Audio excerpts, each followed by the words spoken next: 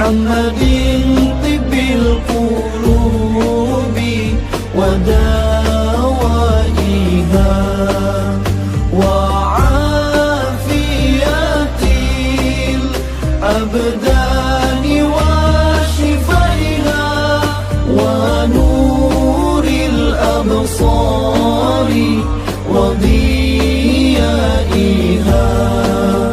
وعلى آله وصحبه وسلم.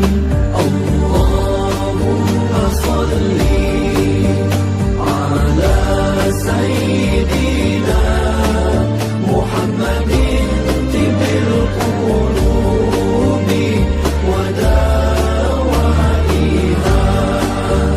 وعافية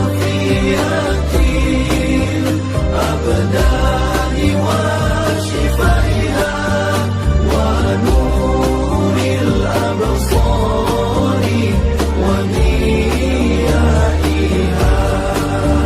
وعلى آله وصحبه وسلم.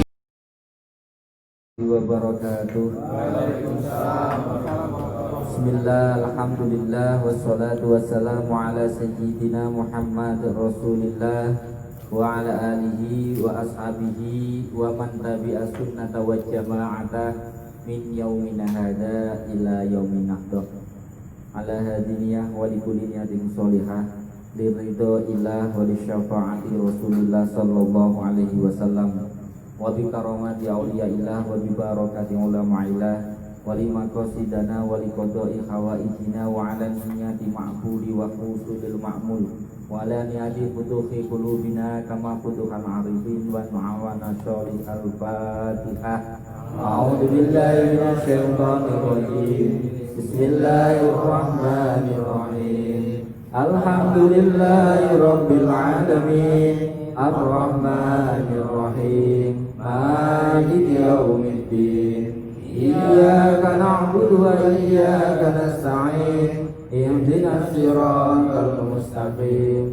Siratal ladzina an'amta 'alaihim ghairil maghdubi 'alaihim waladdallin. Amin. Konco-konco sekalian, malam hari ini adalah minggu yang ke-6 dari kita mulai mengaji bersama. Mungkin sebaiknya saya review kembali sedikit-sedikit supaya benar-benar teringat sama kita semua, mulai awal sedikit sehingga sampai hari ini kita ngaji bab berikutnya pun masih agak nyambung sedikit. Setuju nggih?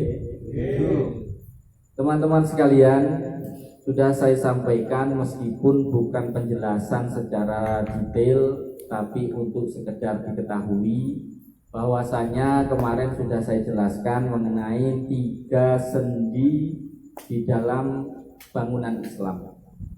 Yang pertama adalah iman, yang kedua Islam, yang ketiga ihsan. Apakah iman itu? Qala Rasulullah sallallahu alaihi wasallam, antu'minuna billahi wa malaikatihi wa kutubihi wa rusulihi wa yaumil akhir wa antu'minu bil qadri khairihi wa sarrihi.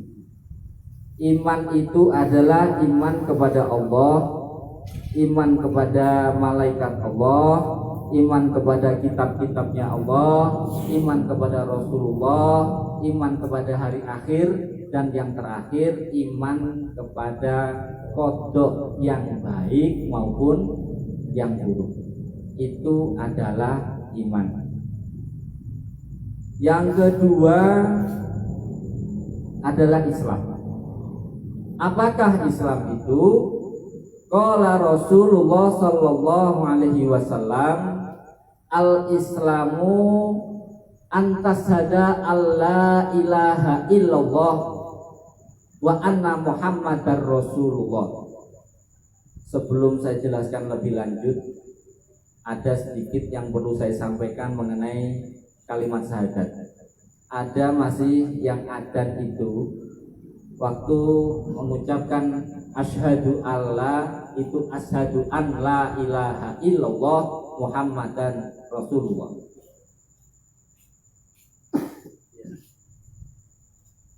Iya enggak? Ya. Asyhadu alla yang benar. Itu karena apa? Kalau yang pernah belajar tajwid, kalau ada nun mati atau nun sukun atau tanwin bertemu di depannya adalah huruf lam, itu dibaca idgham bila gunah, dimasukkan. Jadi an menjadi al, dan huruf idgham bila gunah itu ada dua, lam dan ro. Apabila nun mati atau nun sukun atau tanwin bertemu dengan dua huruf ini, nun mati atau sukunnya hilang, langsung dimasukkan kepada huruf berikutnya. Kalau lam berarti al, kalau ro berarti al. Contohnya sudah sama ini, dua-duanya ada. Asyhadu alla ilaha illallah wa asyhadu anna muhammadar rasulullah. Tanwin ketemu ro. Jadi itu namanya di dalam ilmu tajwid namanya idgham bila gunah. Jadi nunnya hilang, tanwinnya hilang, langsung masuk kepada huruf berikutnya. Jadi jangan sampai masih mengucapkan asyhadu an la Muhammadan Rasulullah. Itu salah. Yang benar adalah asyhadu alla ilaha illallah wa asyhadu anna Muhammadar Rasulullah. Sampai di sini paham mengenai sedikit tentang ilmu tajwid. Jadi memang kalau membahas ini panjang, cuman yang kita lewati kalau mengenai huruf tajwid juga akan saya jelaskan sedikit-sedikit biar benar-benar paham. Karena masih ada yang adzan itu masih menggunakan itu. Saya itu, Pak. Tapi kalau sekarang udah tahu nggak? Oh iya.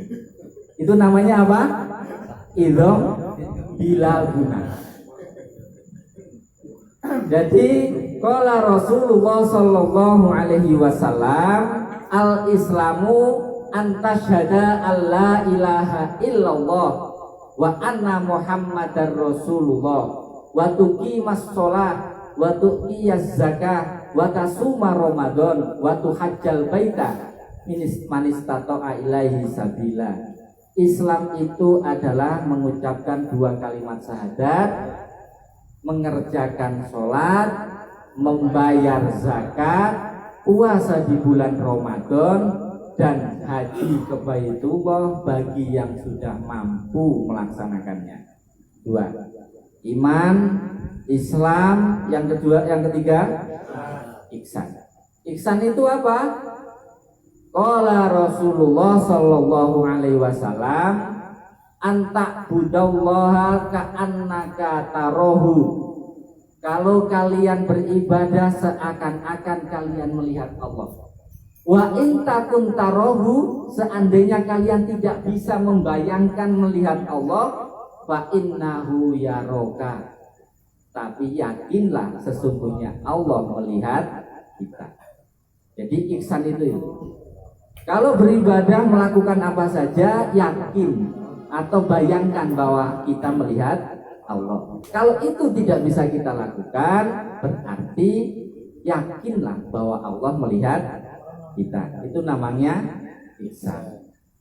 Dari kaidah ini tadi ada iman, itu biasanya kalau mempelajari iman itu namanya ilmu tauhid. Kalau mempelajari Islam itu harus menggunakan ilmu fikih. Kalau belajar tentang ihsan itu menggunakan ilmu tasawuf. Nah, inilah sebenarnya pelajaran yang harus dipelajari. Sehingga wajibnya kita mencari ilmu ya di tiga hal ini tadi, tentang iman, Islam, dan ihsan. Makanya bahasa tolakul ilmi faridotun ala kulli muslimin wal muslimat minal lahdi ilal lahdi. Kewajiban mencari ilmu bagi siapa saja, laki-laki dan perempuan muslim, dari mulai lahir sampai ayunan atau sampai mati. Artinya yang dipelajari ya ilmu tiga ini tadi. Dan kita beberapa hal kemarin sudah mempelajari dimulai dari awal, dari masalah mengenai toharoh dan lain-lain, itu termasuk Islam yang berhubungan dengan ilmu fikih. Tiga hal adalah sendi bangunan di dalam Islam. Dan ketiga-tiganya dasar yang digunakan adalah 4. Yang pertama Al-Quran, yang kedua hadis, yang ketiga ijma', yang keempat qiyas. Itu hal yang harus kita benar-benar jangan sampai lupa mengenai iman, Islam, ihsan, mengenai dasar sumber hukum di dalam kitab berislam, beragama Islam adalah Al-Quran, Al-Hadis, ijma' dan qiyas. Kita kemarin juga sudah mempelajari beberapa hal mengenai toharoh. Artinya kita sudah mempelajari mengenai air. Air itu ada air yang suci lagi mensucikan, ada air yang suci tapi tidak bisa untuk bersuci, dan yang ketiga air yang kena najis. Masih ingat semua ya? Kemudian setelah itu kita juga sedikit sudah mempelajari mengenai najis. Najis itu ada berapa? Najis ada 3. Yang pertama adalah najis mughalladhah. Najis yang berat. Itu dikarenakan adanya atau jilatan atau apapun yang berhubungan dengan 2 hewan, yaitu anjing dan babi. Cara membasuhnya, cara membersihkannya, cara mensucikannya seperti apa? Dibasuh 7 kali. Yang pertama dengan debu, yang kedua sampai ke-7 dengan air. Yang kedua adalah najis mukhaffafah, najis yang ringan. Dari mana ini? Dari kencingnya bayi yang belum berumur 2 tahun, yang belum makan apa-apa kecuali ASI dari ibunya, baik laki-laki ataupun perempuan. Kalau laki-laki cukup dipercikkan saja, kalau perempuan harus di. Yang ketiga najis apa? Mutawasithah, atau najis yang sedang, najis yang tidak terdapat di dalam 2, najis mughalladhah dan najis mukhaffafah. Sudah sampai di situ pemahaman kita, masih ingat semua yang sudah saya sampaikan? Kemarin juga kita sudah sedikit menyinggung mengenai wudhu, yaitu filosofi wudhu. Apa filosofi wudhu? Wudhu adalah persiapan mental kita sebelum melaksanakan sholat.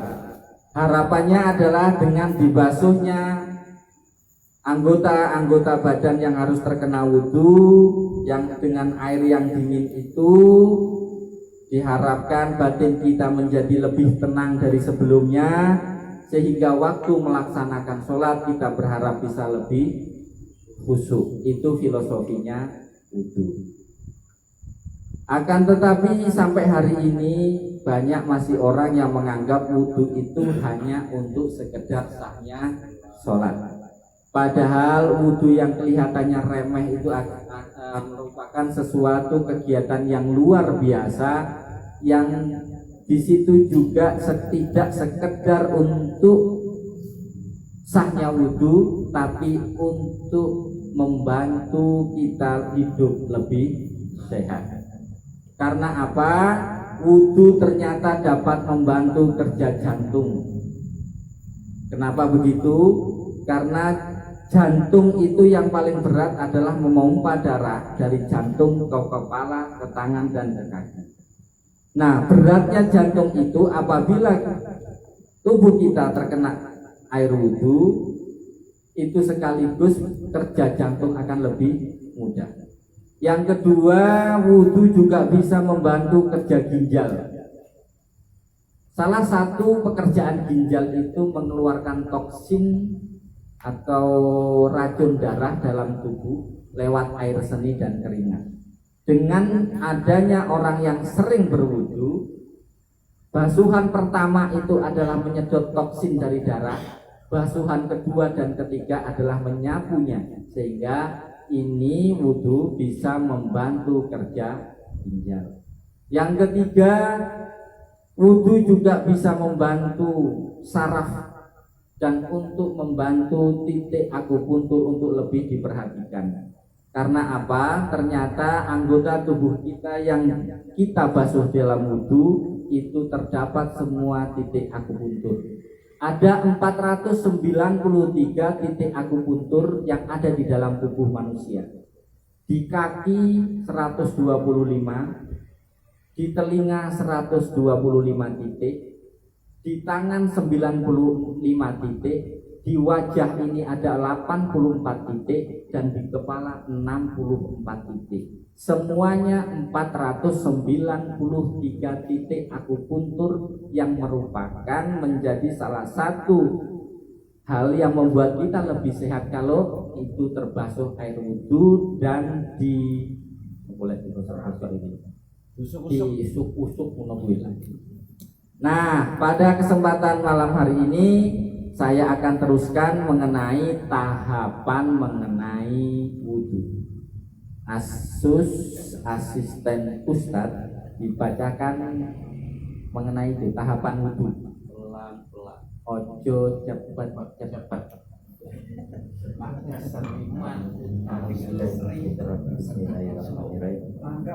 Al-wudu utawi iki iku nerangaken wudu. Furudu wudu utawi iki iku nerangaken fardune wudu. Furudu wudu utawi pira-pira fardune wudu iku sitatun ana 6 aniatu kang ala ula utawi kang pertama iku aniatun niat. Dikori sallallahu alaihi wasallam karo dawuh Nabi Muhammad sallallahu alaihi wasallam, inama a'malu binimat inama a'malu biniat, inama angin pastine a'malu pira-pira amal iku biniat tetep kelawan niat. Asane utawi kabeh pindho iku khuslu wati basuh rai. Asale utawi kabeh telu iku khuslu yadaini basuh tangan loro. Ilamir fako ini tumeka sikut loro. Arabi utawi kang kaping 4 iku masuk badi roksi ngusap sekabehane sirah ala khamsi utawi kang kaping 5 iku khusruri jelaini basuh sikil loro ma'akafa ini sertane kemarin loro atartibu lan urut-urut hasbul ayati, urut-urut kira-kirane ayat. Wahia utawi ayat itu qaulu ta'ala, dawe Allah ta'ala, ya ayyuhalladzina amanu idza qumtum ila sholati. Ya ayyuhalladzina wong akeh amanu kang padha iman sapa alati idza qumtum nalikane ngadeg sira kabeh ila sholati maring salat.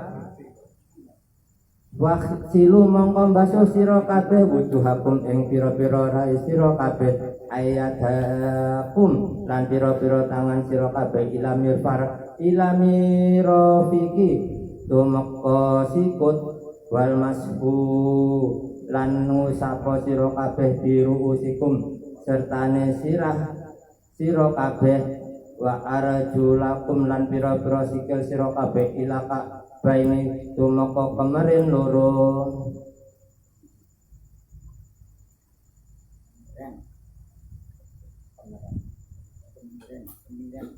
Dasar dari perintah wudhu itu ada di dalam surat Al-Maidah ayat 6. A'udzubillahi minasyaitonirrajim. Ya ayyuhalladzina amanu, yang sudah disebutkan tadi di bahasa Indonesia sedikit.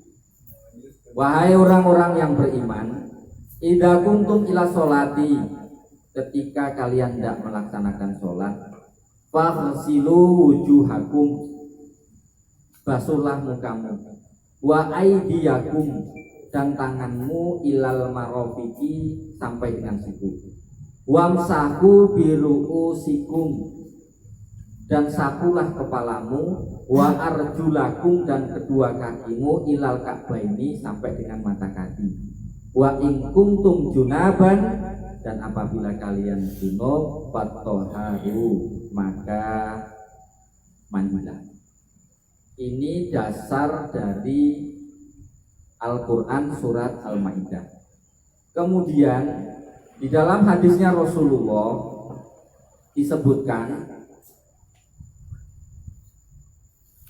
wa an Umar bin Umar da'abi radu bi fa ghusl kafaini salasata marratin. Saya tak waca kabeh dawa. Artinya ben paham.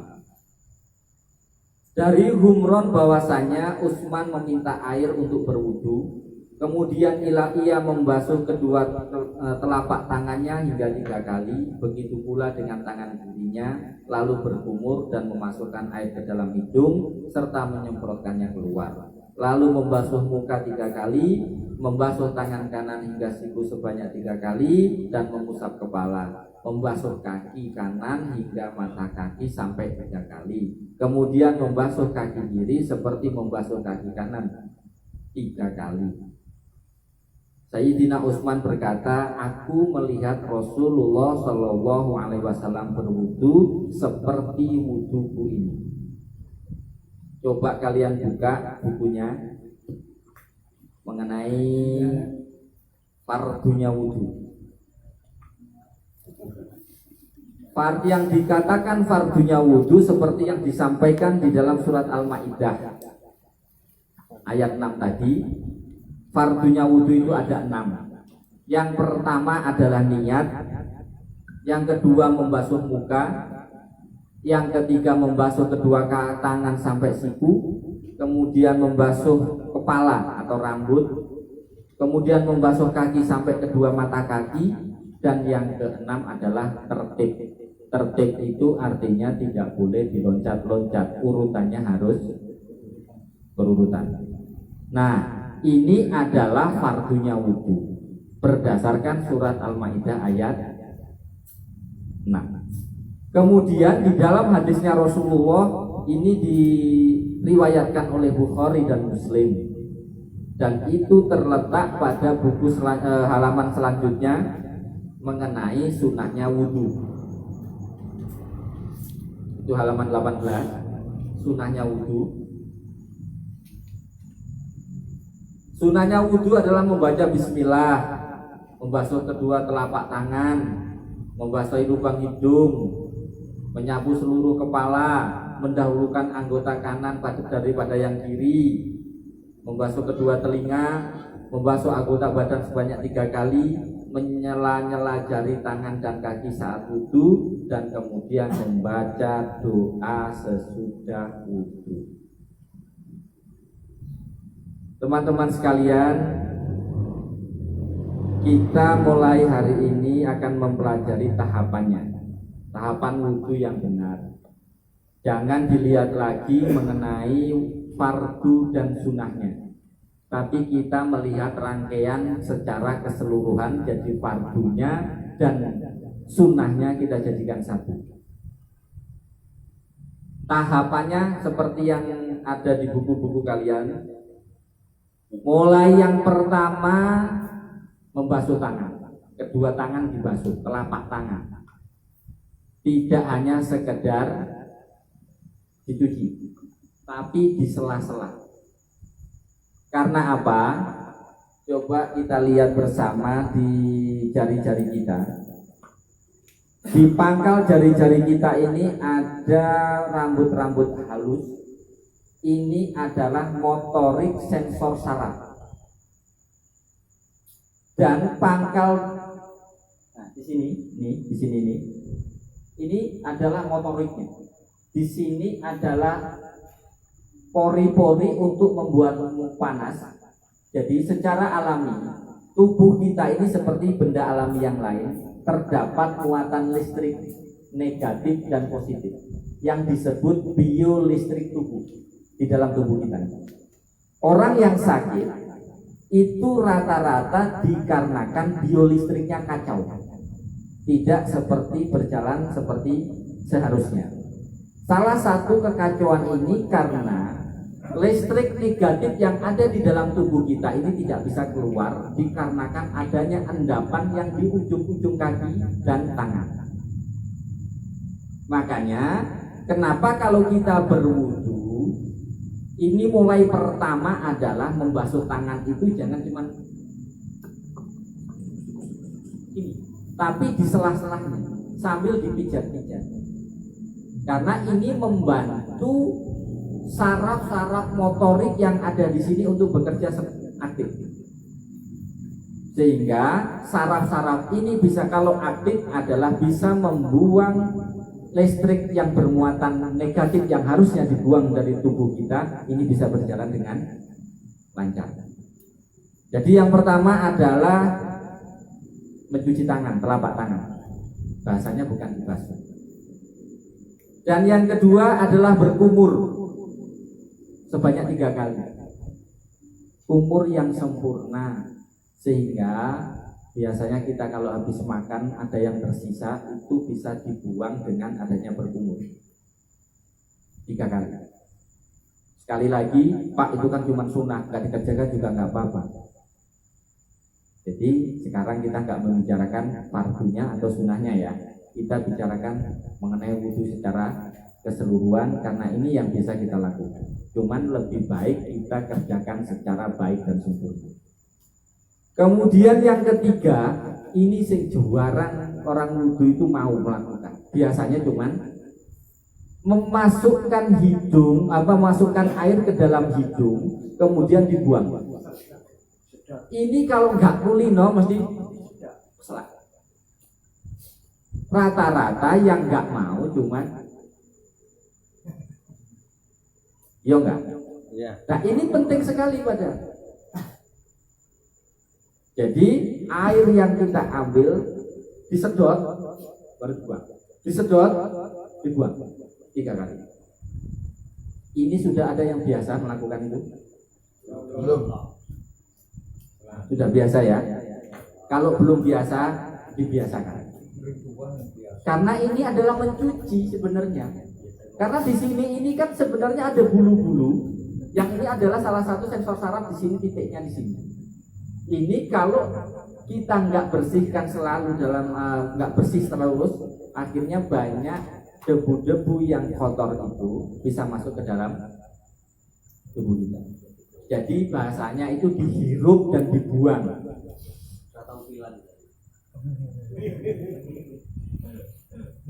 Tuh, yang ketiga. Yang keempat, membasuh muka. Nah ini salah satu penting juga. Membasuh muka ini posisinya kalau nggak kulino itu ya yuk. Padahal membasuh muka ini ya ini mulai dari tumbuhnya rambut sampai tumbuhnya jenggot ini kena semua selama 3 kali, banyak 3 kali. Dan dengan air yang berbeda. Kalau kita pakai keran dengan air yang berbeda.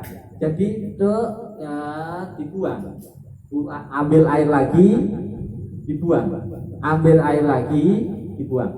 Itu 3 kali. Itu yang kesekian ya, nomor 4. Kemudian yang kelima. Nah, sebentar. Di pas posisi itulah kita berniat waktu membasuh muka. Jadi bismillahnya itu waktu mencuci tangan, tapi niatnya nawaitu wudu'ai rafa'il hadasil asghari lillahi ta'ala, itu pas membasuh muka. Tidak ada doa yang lain di dalam wudhu selain itu. Tidak ada niat lain, doa lain waktu berwudu selain pada waktu membasuh muka. Kemudian yang kelima adalah membasuh tangan sampai dengan siku. Nah, ini juga penting. Biasanya orang wudu itu tangan yang maju begini. Ini tidak pas. Yang benar adalah begini. Karena apa? Kalau begini, kebanyakan sela-sela ujung kuku itu tidak kemasukan air. Makanya kalau wudu itu pancurannya begini, tangannya dibalik begini. Angel. Praktek nih tuh sus. Bantu. Praktek. Asisten itu. Ini. Nah, oke. Ya, gini, dibalik gini, ya. Terus kita serut, gitu loh. Ini tangannya begini, nggak begini, tapi begini. Waktu kena pancuran itu, ya toh. Habis itu dibalik begini. Nah, kalau dikosok, seperti yang disampaikan di awal, salah satu kegunaan ini adalah waktu pertama kena sentuhan air ini, ginjal itu menarik bulu-bulu sensor saraf yang ada di sini menarik toksin darah, racun darah itu pada basuhan pertama. Basuhan kedua makanya perlu pakai tangan untuk melorotnya itu tadi, kedua dan ketiga, supaya racun atau toksin ini tadi ikut kena guyuran air. Satu itu. Yang kedua, sekali lagi, kenapa harus begini? Supaya sela-sela di ujung-ujung kuku ini semua terkena air. Dua-duanya sama.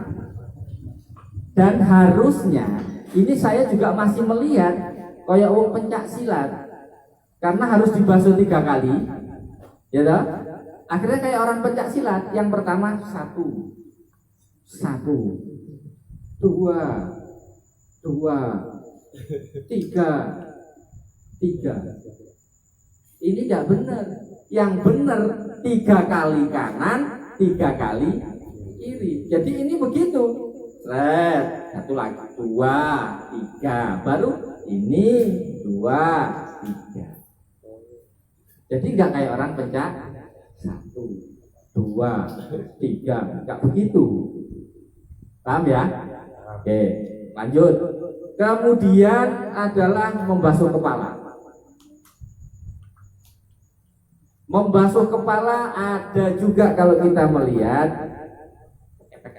Jadi ininya, kopiannya jeglak nih, seret gini, yang dibasuh ubun-ubun nih, pek. Yang benar menurut Imam Syafi'i, kopiai diseleh nih, plek, kemudian lagi melakukan pijiten. Loh, yo enggak lo, itu praktek kopi. Ini harus praktek. Coba praktek no. Ini kan bahasanya membasuh tak membasuh. Nah. Tangan roro.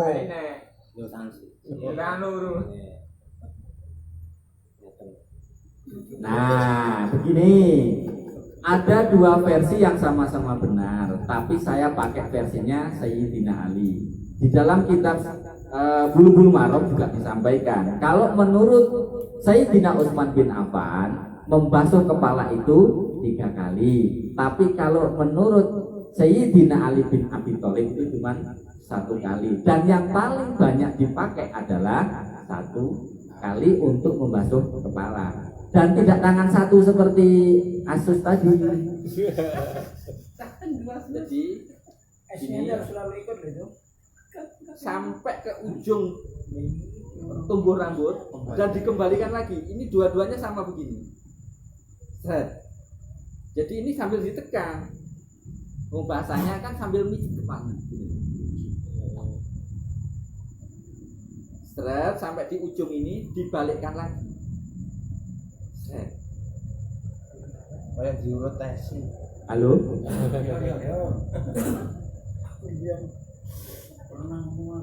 Oke, ini apa namanya, coba saya terangkan dulu sampai akhir dulu. Kemudian telinga. Membasuh telinga 3 kali. Ini juga sama, nggak kayak pencak silat. 1, 2, 3, nggak begitu. Ini 3 kali, yang kanan dulu, baru yang kiri 3 kali. Terus air yang diambil juga waktu itu tangan 2, tapi untuk sebelah kanan masukkan dulu tangan yang telunjuk ini dimasukkan sampai mentok. Nah, ini diputar mulai dari ujung yang paling tinggi. Perlu diingat, telinga kanan dan kiri, kita ini ada 125 titik akupuntur yang sangat sensitif dengan sentuhan. Ini menurut kesehatan, ini seperti kayak rahim. Jadi waktu kita begini ini seperti ngurut boyok, terapi untuk punggung. Sehingga ini masukkan, kemudian ini dari bawah ditarik ke atas. Begitu juga yang kedua dan yang ketiga. Baru setelah itu tangan kiri. Jadi bukan kanan kiri, kanan kiri, kanan kiri.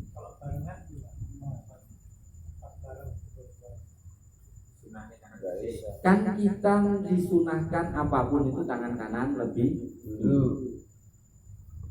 Pertanyaan nanti. Oke. Lanjut ya. Setelah telinga, baru yang terakhir adalah kaki. Ini sama, coba pencak silat. Kanan 3 kali, terus kiri 3 kali. Nah, di sini juga di ujung-ujung kaki kita ini adalah motorik saraf. Jangan cuman ini yang memang agak repot karena rata-rata di Indonesia kayak nggak di Masjidil Haram dan Masjidil Nabawi itu orang kalau wudhu itu ya duduk, ada tempat duduknya, terus kakinya juga ada tumpangannya sambil dituruti. Karena di sini inilah sebenarnya motorik saraf yang untuk membuang listrik yang bermuatan negatif. Jadi kalau sebisa mungkin jangan cuma sekedar gitu, ini. Sebisa mungkin tetap dikasih urutan atau proses titik-titik sentuhan. Cukup sampai di situ. Itu tahapan wudhu. Sampai di sini ada yang ditanyakan. Ini serius ini. Ini tahapan ini serius. Jadi kalau bertanya ini serius. Monggo. Ada yang tidak paham?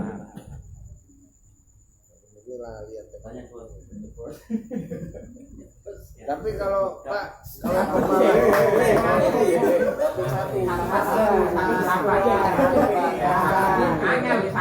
Jangan emosi.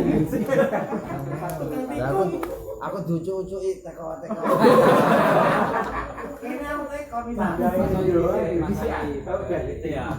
Oke. Tadi disebutkan kan membasuh tangan itu dari ujung sampai siku. Nah, itu tuh berarti kan airnya itu dari ujung sini ditarik sampai ke siku gitu ya. Maksudnya kebanyakan orang wudhu itu dari siku ini gitu lah. Iya. Saya kan kebanyakan dari siku tangan. Saya melakukan. Hampir semua. Yang pertama mari kita lihat bahasa. Yang pertama ini. Yang pertama dengan bahasanya adalah basuhlah tangan sampai. Kalau bahasa sampai berarti sampai itu pasti. Itu yang pertama. Yang kedua, kalau siku lebih dulu, kemungkinan besar ini tadi ini nggak kemasukan air. Makanya kalau kita bicara bahasa, yang dipertamakan, yang didahulukan adalah tetap jari tangan. Aku yakin ini pertanyaan bukan tidak paham, tapi dia sering delok wong-wong wudu mesti sebut dhisik. Nah, kadang-kadang kan penting memang, dan bahasanya jangan melebihi, ojo sampai 12 ya nggak boleh. Jadi ujung jari kita siapkan untuk tetap teraliri sampai kena air, kemudian baru sampai siku kita tarik lagi. Gitu. Tarik lagi. Halo. Membasuhnya itu kan nggak hanya sekedar di tau sitok gitu kan ya. Harus Urutin tangan. urut tangan. Ya. Tuh. Ini ya. Turun tangan. Jadi, ini kan jari kita ya. Ini umpamanya air, ini. Nah, di waktu terakhir kita ke sini ini. Nah, ini.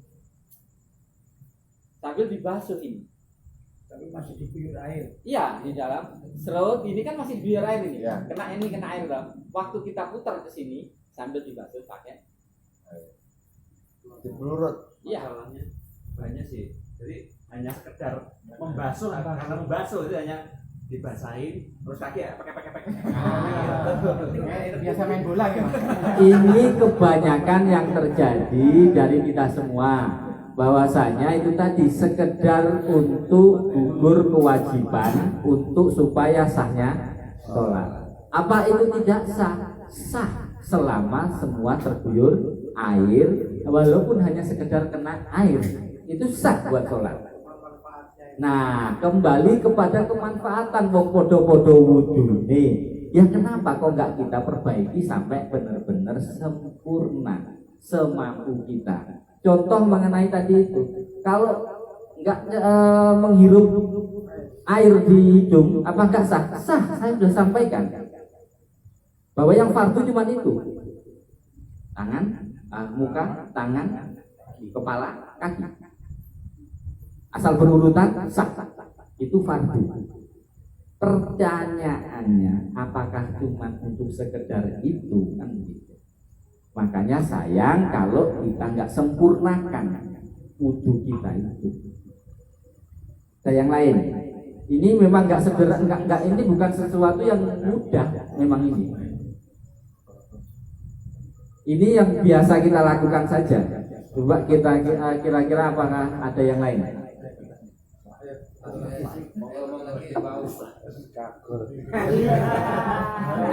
Kagel lali. Yang kepala tadi Pak, yang kepala tadi itu 1 kali, 3 kali itu banyak yang dilakukan 1 kali. Tapi 3 kali juga boleh toh Pak? Boleh. Harus yang kepala itu kalau diangkat, itu kan fardu. Jadi padahal bilang orang tuh di sini aja orang. Itu gimana Pak? Nah, Kan fardu itu. Bukan di sini aja. kalau itu kan kita ngerti itu fardu. Makanya bagi saya, ini bagi saya loh ya, berdasarkan yang saya pelajari, itu yang nggak sah. Jadi cuman deglak nih begini. Saya ya kayak gitu, Pak. Saya mengakui. Tapi kan kalau orang belum tahu katanya Tidak kena pasal. Dapat apa ya maksudnya? Arab dibuat tidak butuh. khusus. Jadi orang ngerti. Namanya nggak tahu. Nah, itulah alhamdulillah kalau malam hari ini kita masih dikasih kesempatan untuk bisa tahu bareng-bareng. Seperti ini. Kalau misalnya Pak ini orang ya kecelakaan atau gimana atau mungkin kena golo apa kena itu kan diperban itu Pak. Itu bagaimana itu? Sedangkan kalau menurut anu kan jangan kena air dulu misalnya kan dari perintah dari Pak Dokteran.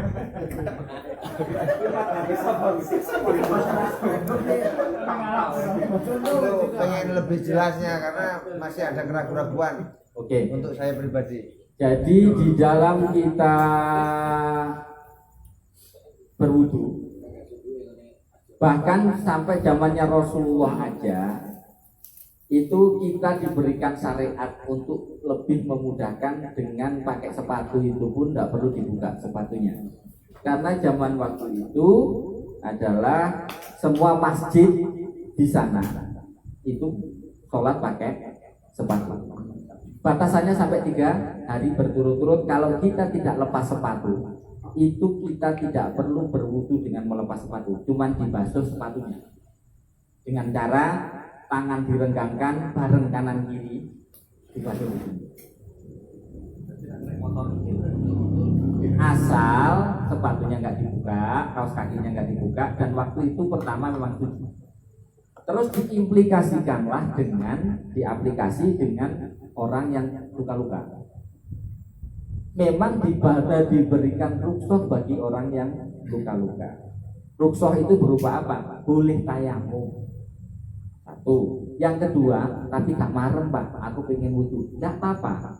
Damai dengan cara tetap dibasuh kain ini. Dan kain itu harus posisinya agak tebel perban itu. Jadi waktu dibasuh itu bisa menyerap air, nggak sampai kena kulit. Malah begitu. Jadi bukan yang kain yang ringan, apa yang tipis, waktu dibasuh airnya masuk semua. Itu malah tidak boleh. Jadi kain perbannya itu harus tebal. Jadi cuman kesannya dibasuh. Tangan itu bawahnya pas bagian tangan. Kita yang sebelah tidak luka itu ya tetap pakai biasa.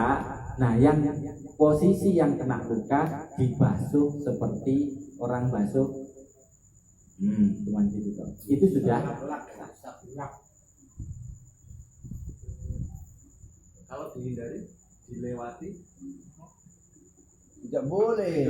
misalnya itu umpamanya sini terus putar semua nanti diperban buat diperban semakin masuk. Nah kalau diperban nanti ini tetap lukanya kelihatan, Tapi nggak boleh kena. harus nggak boleh kena air. Dokternya sengklir. Kan biasanya kan nggak sih ngono mas, diperban itu tambah semakin bahaya kan ya nih. Sekali lagi, kalau sampai ada kasus itu kita diberikan rukhsah untuk tayamum kalau memang ada luka yang memang kalau kena air akan membahayakan. Kita diberikan rukhsah untuk tayamum. Alergi air, alergi air, tayamum. Boleh. Alergi air itu orang tahu cewek. Kalau alergi ada Inti boleh. Oke, sekarang yang normal-normal dulu sampai pahami semua. Mas Oki mau tanya itu. Yang normal-normal. Mas Oki silakan, mau ngancung Di kok. di wong itu.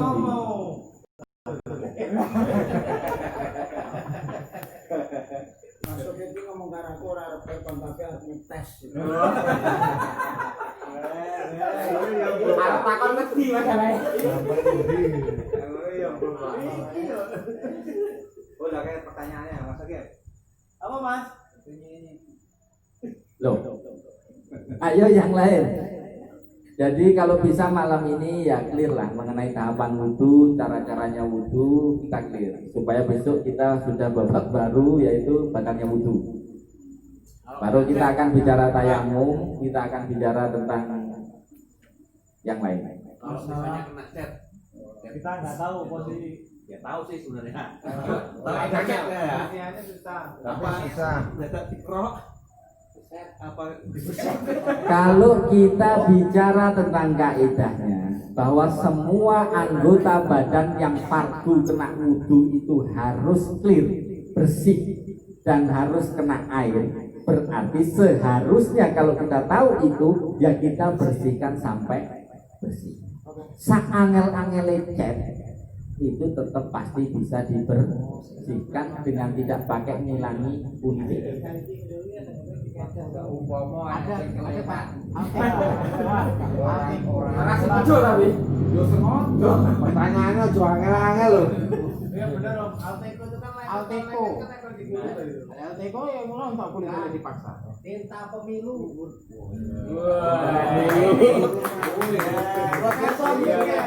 Iya yang jawab. Berat ini.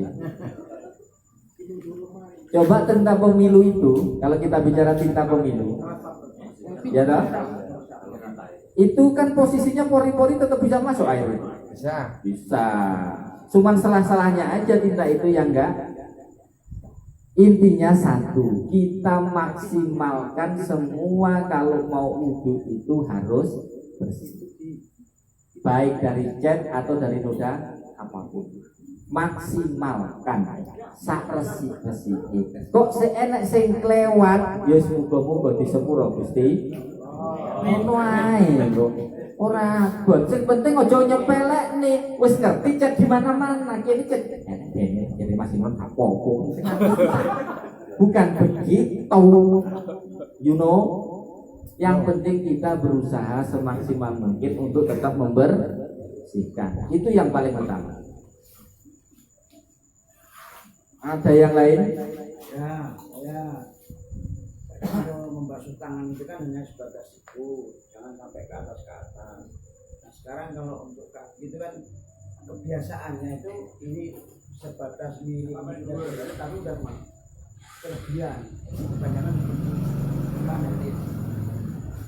Jadi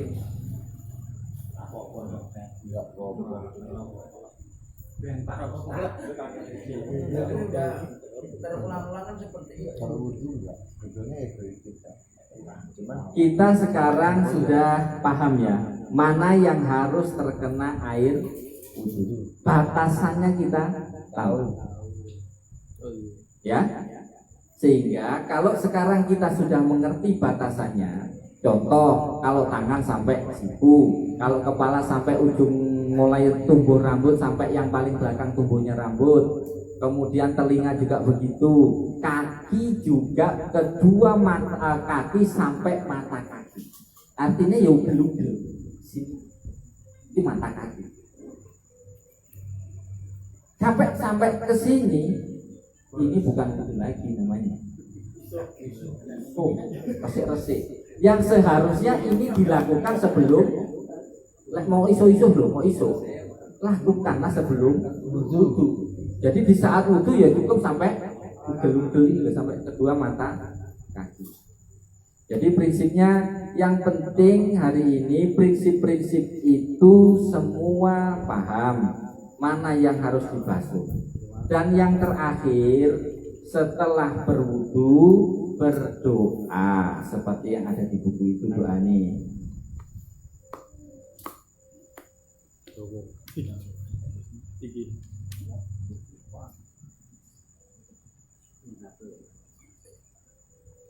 Ya, yang di buku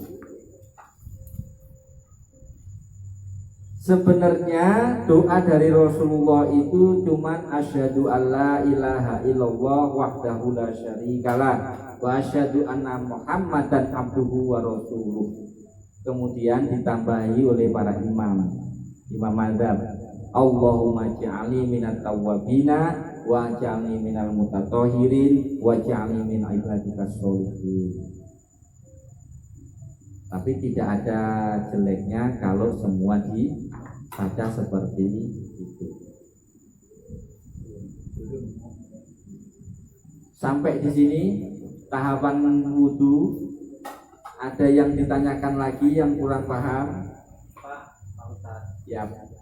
kaitan dengan doa wudu ini kan tadi kalau ada asyhadu an la itu bahasanya asyhadu ala gitu. Ya. Kalau di sini tulisannya tetap asyhadu an la. Inilah kesulitannya kalau kita bahasa Arab itu dilatinkan. Saya sendiri membaca tulisan Latin itu pasti salah karena saya nggak ngerti hurufnya. Nah, sehingga ini kan hal-hal penting yang saya sampaikan tadi itu jangan kita ikut-ikut salah dengan membaca bahasa Latinnya.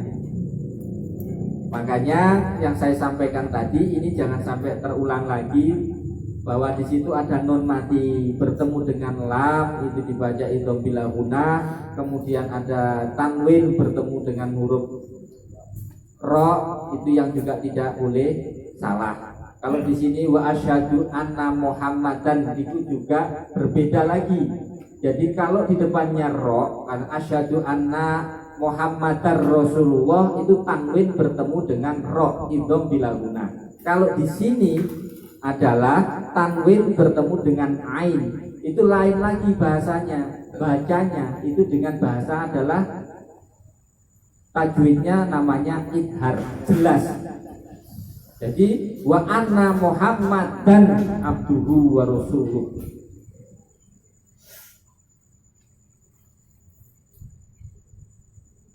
Jadi hal-hal yang berupa prinsip seperti ini jangan sampai salah.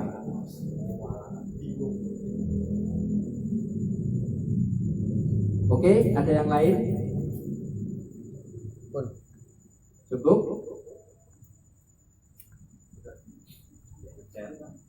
Pak San? Pak Suntoro? Bon? Pak, Ya. kan masalah kumur tadi itu kan harus sampai besi toh. Terus lihat di gambarnya ini kok sampai disogok-sogok. Itu emang yang bener disogok-sogok. Itu kalau Rasulullah itu pakai siwak. Oh. Jadi bukan pakai tangan, tapi pakai siwak. Jadi itu bukan tangan, tapi siwak yang itu memang sunnah juga kita membersihkannya pakai siwak. Bahkan kita mau sholat pun kalau kiai-kiai saya itu di pondok itu semuanya pakai siwak sebelum sholat. Tapi seandainya tidak pakai itu, bukan sampai harus bersih, tapi 3 kali maksimalkan berkumur itu. Jadi waktu pertama kumur maksimal dibuang, kedua, ketiga, dan harus selesai. Tidak boleh sampai bersih sampai 6 kali, itu tidak boleh. Ini selilitan. Selilitan itu Buat ini. Kalau wudhu kena darah itu gimana Pak? Maksudnya mulutnya misalnya terluka. Karena saya sendiri mengalami Pak, hampir setiap wudhu saya itu mengeluarkan darah dari mulut. Nggak tahu itu dari gusi atau bekas gigi dicopot atau gimana, saya nggak tahu. Giginya nggak bersih itu. Nggak bersih orang diuntung Pak. Betul ya? Betul ada. Tapi saya nggak tahu loh Pak.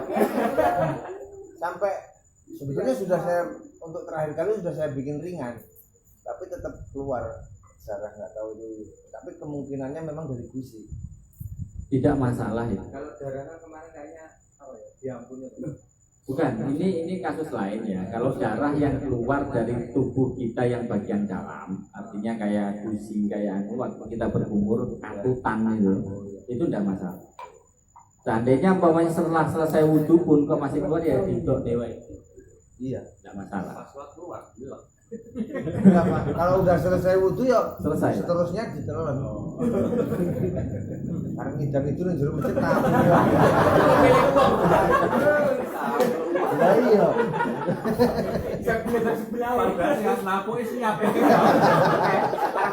Orang takon lagi. Ini kan Ya. kalau yang ada sabun gimana itu? sablon, tato. Sablon. Iya. Tato. Pertanyaan mewakili teman-teman yang udah disablon ya. Jadi ada 2 versi yang sama-sama menurut saya benar. Yang pertama adalah versinya bahasanya yang lebih keras.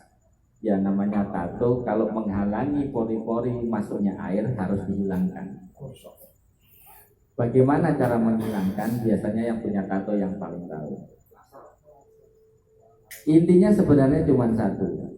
Bagaimana pori-pori yang terdapat dalam tubuh kita itu tidak terhalang masuknya air ke dalam tubuh kita. Tapi itu tetap ada pori-pori juga kan Pak. Ada Pori-porinya masih itu. Nampak gitu. Nah, itu yang pertama kan. Yang kedua, kaidah berikutnya adalah bahwa anggota tubuh yang terkena basuhan yang harus dibasuh oleh air wudhu itu posisinya harus bersih.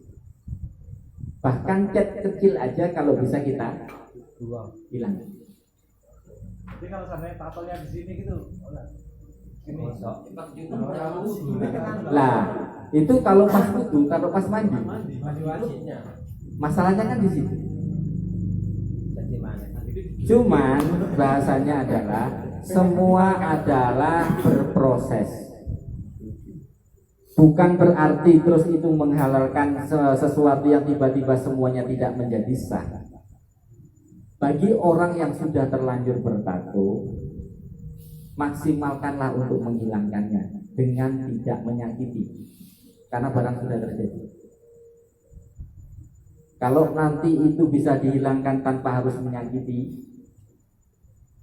badan kita, nyekso awak, ya dilakukan, harus dilakukan. Tapi kalau tidak, ya tidak apa-apa, sudah terlanjur. Berbeda kalau sudah dari awal dia ngerti ini, tapi tetap tatoan. Atur wallahu a'lam bishawab. Mas Witan ini gambar kalau monggo ya.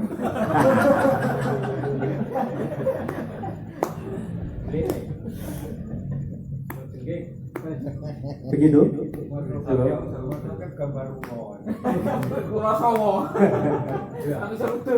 Ada yang lain?